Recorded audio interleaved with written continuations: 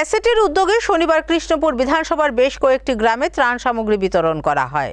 এদিন অনুষ্ঠানে উপস্থিত থেকে বন্যা দুর্গতদের হাতে ত্রাণ সামগ্রী তুলে দেওয়ার পাশাপাশি মুখ্যমন্ত্রীর ত্রাণ তহবিলে 1 মাসের বেতন দেওয়ার ঘোষণা দিলেন জনজাতি কল্যাণ দপ্তরের মন্ত্রী বিকাশ দেববর্মা।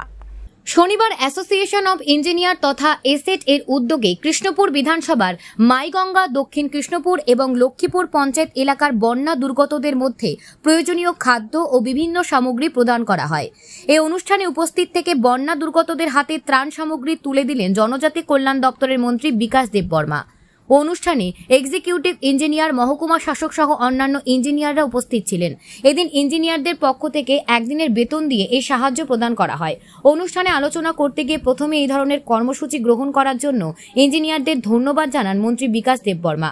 পাশাপাশি তিনি বলেন, রাজ্যে বিগত 40 বছরের মধ্যে এই ধরনের ভয়াবহ বন্যা পরিস্থিতি দেখা গেছে।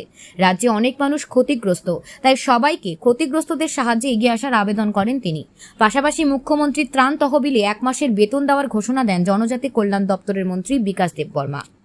আমার সঙ্গে আছে আমার নবনিযুক্ত পঞ্চায়েত সমিতির চেয়ারপারসন দীপা দেব এবং এই মহকুমার এসডিএম সাহেব, এক্সিকিউটিভ ইঞ্জিনিয়ার, আমার উত্তর ডিভিশনের এক্সিকিউটিভ ইঞ্জিনিয়ার এবং সমস্ত ইঞ্জিনিয়ারগণকে ধন্যবাদ দিতে চাই। কারণ এই মুহূর্তে অনুষ্ঠানের মধ্যে, এই সময়ের মধ্যে ওরা যে একটা মানসিকতা নিয়ে একদিনের স্যালারি দিয়ে ওরা ত্রাণ সামগ্রী বিতরণ করছে, একদম মহৎ দান। আমি সবাইকে আহ্বান করব, এই সময়ের মধ্যে সবাই এগিয়ে আসুন, আমাদের পিছনে আসুন, সরকারের পিছনে আসুন। আমি নিজে ব্যক্তিগতভাবে আমি মুখ্যমন্ত্রী রিলিফ ফান্ডের মধ্যে আমি 1 মাসের স্যালারি আমি মুখ্যমন্ত্রীর হাতে তুলে দেব। কারণ এই সময়ের মধ্যে সবাই পাশে দাঁড়াতে হয়।